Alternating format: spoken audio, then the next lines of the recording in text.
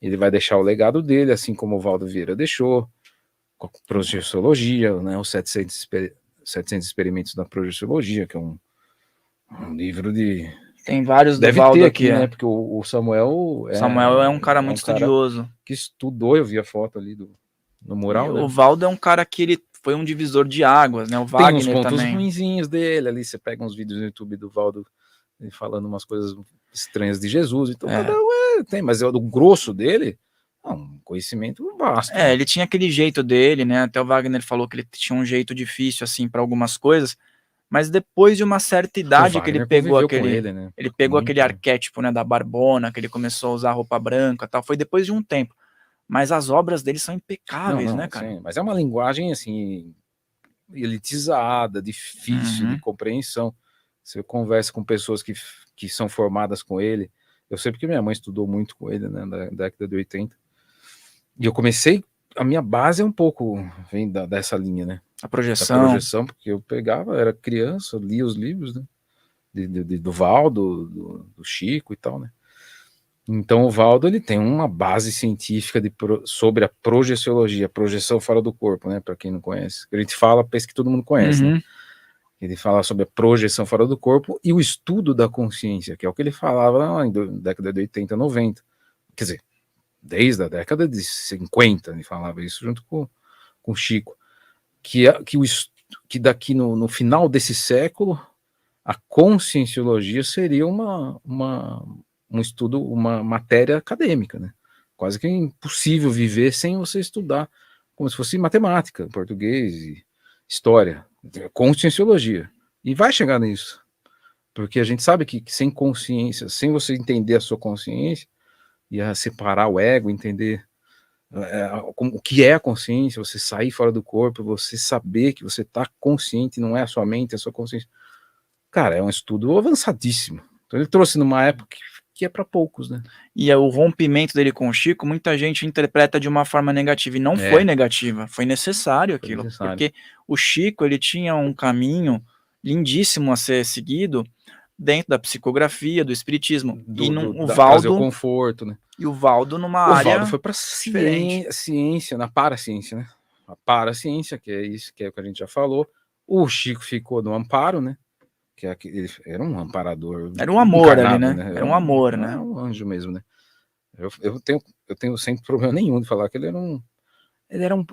era como se fosse o João Batista, eu acho. Sim. É um pré-anjo, né? Lembra que Jesus falou? O João Batista é o menor do reino de cima e o maior do reino de baixo, ou seja, ele vai virar anjo. Quando ele morrer, ele já ascensiona. Então o Chico, para mim, ele chegou. Para mim, ele ascensionou. Exato. O Chico já. Eu acho era a última vida dele. Não vem mais para cá. Não vem, não. Mas aí ele vai subir e virar um super anjo, né? Um super mentor. Daqui a um tempo a gente começa a sentir o Chico ele. É sensacional, cara. É um cara que teve aquela pesquisa até que era da mídia, né? Do maior brasileiro de todos os tempos, e foi ele. Foi o Chico. Sim. Você não chegou a conhecer ele, né? A gente não, infelizmente. Quem conheceu muito é o Geraldo Lemos, né? Que viveu com ele bastante. É um cara legal pra você chamar ele aqui. Né? Também, eu já vi que ele participou de alguns podcasts. Todo mundo que conviveu com o Chico, acho que traz um pouco dessa egrégora, né?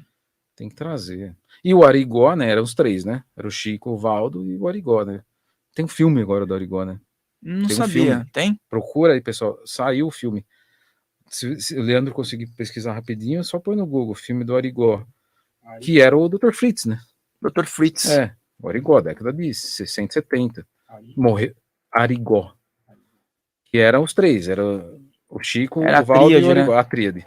E o Valdo falava, cara, você é muito louco.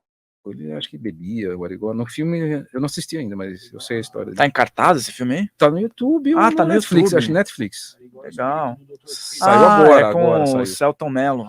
Não, Danton Mello. Danton Mello. Aqui agora. Lembre-se de deixar o like, é importantíssimo, e fica para você poder acompanhar até o final, porque eu trouxe o Carlos agora nessa oportunidade para a gente conversar aqui, tete a tete, um papo cabeça, um papo interessante para você. Dá para o pessoal fazer perguntas? Claro, chat? Pode fazer perguntas aqui, pessoal. Legal. Tá liberado. Pessoal, pode fazer pergunta a hora que a gente começar nos assuntos, né? Inclusive, se você quiser fazer uma pergunta destacada, pessoal, tem a opção do superchat. Como tem bastante gente participando, se você colocar um superchat aqui acima de R$10, fique em destaque, fica mais fácil para eu ler. Não é que eu não vou conseguir ler as outras, mas é que com certeza eu vou conseguir ler. Né? Daí, então... Se você mandar um superchat, com certeza eu vou ler a sua pergunta, tá bom?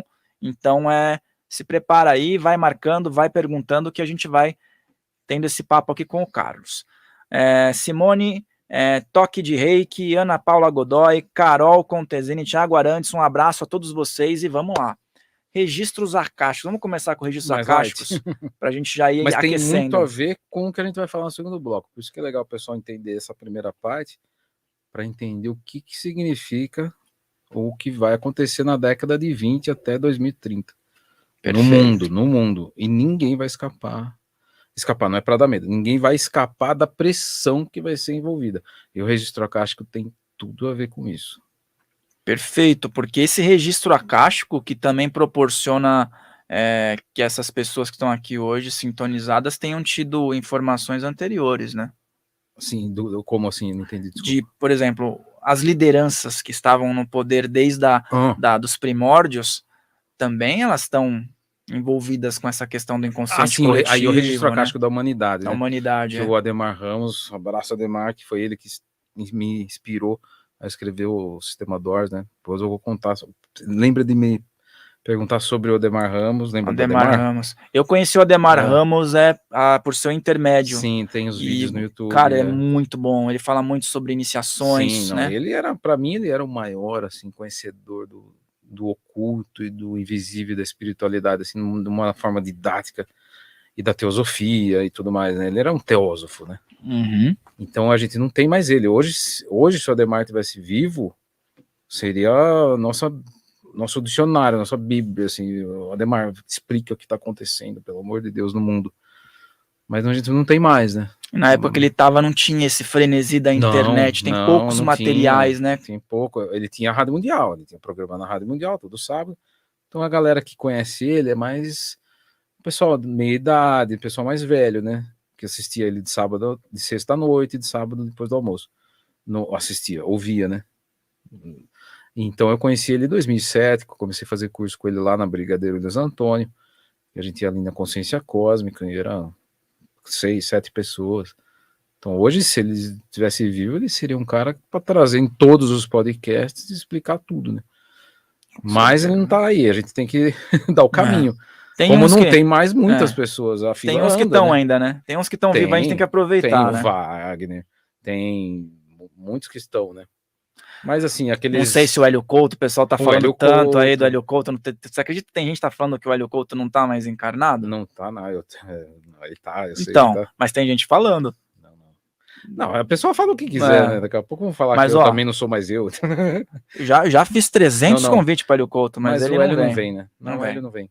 Mas ele, assim, é um cara que tá trazendo um conhecimento, trouxe e tá, acho que meio que já preparando todo o arcabouço e conhecimento dele da ressonância harmônica, de tudo que ele fala. Lembre-se de deixar o seu like aqui nesse vídeo, de se inscrever nesse canal, e se você gostou desse corte, o episódio completo está aqui na descrição.